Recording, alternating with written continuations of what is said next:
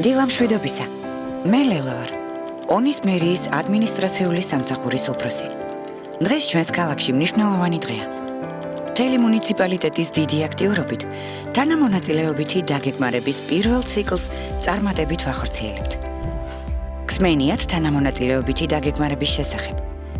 თანამონაწილეობითი დაგეგმარება ეს არის ჩართულობის ერთ-ერთი ფორმა, როდესაც მოსახლეობა და დაინტერესებული მოქალაქეები ჩართული არიან პროექტის შესრულების ყველა ეტაპზე და თვითონ იღებენ გადაწყვეტილებას პროექტის ისეთ ტექნიკურ მხარეებზე, როგორიცაა ფუნქციური გაანალიზება, არქიტექტურული და დიზაინ გადაწყვეტილებები, სამშენებლო მოცულობები და საპროექტო ობიექტის სხვა დეტალები.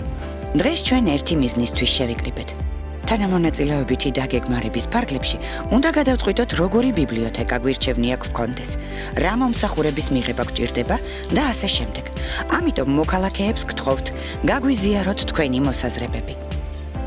მე და ჩემს მეგობრებს უნივერსიტეტში სწავლის პარალელურად გვჭირდება სივრცე, სადაც ინტერნეტისა და წიგნების გამოყენება ერთად შეგვეძლება. ეს ჩვენ პრეზენტაციების მომზადებასა და დავალებების შესასრულებლად ძალიან გამოგვადგება. ფასადი ძველი სახით უნდა შენარჩუნდეს. ინტერიერი კი, როგორც მოქალაქეების უმრავლესობას ურჩევნია, შეგვიძლია თანამედროვედ მოვაწყოთ. ჩვენი გუნდი რამდენიმე ესკიზს შეიმუშავებს და შემოგთავაზებთ. ერთად ავარჩიოთ საუკეთესო იდეა. მე ორი პატარა მყავს, ჩემთვის მნიშვნელოვანია ბიბლიოთეკას საბავშვო სივრცე და საბავშვო წიგნებიც გქონდეს.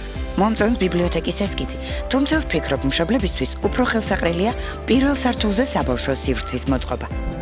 კარგი იქნება თუ ბიბლიოთეკის ეზოში მოვაწყობთ ბანჩატურს და შეგვიძლია ღია ცის ქვეშ მეცადინეობა. აუცილებლად გავითვალისწინებთ თქვენ შენიშვნებს და მათი გათვალისწინებით დავიწყებთ სამუშაოებს. გთხოვთ აქტიურად ჩაერთოთ სამუშაოების წარმოების მონიტორინგში. ერთ-ერთ მოქალაქეს კი ვიწვევთ სამუშაოების მიმღები კომისიის წევრად. ძალიან სასიხარულო სიახლეა. ბიბლიოთეკის საბოლოო პროექტი ჩვენთვის მისაღებია. მოქალაქეების მხრიდან კომისიის წევრად წარვადგენთ ბატონ გივის, რომელიც გამოცდილი მშენებელია. გვაქვს ინიციატივა ბიბლიოთეკის გახსნის დღეს, მოვაწყოთ წიგნების ფესტივალი და მოვიწვიოთ ცნობილი მწერლები და პოეტები. საქართველოს კეთილდღეობა მუნიციპალიტეტიდან იწყება.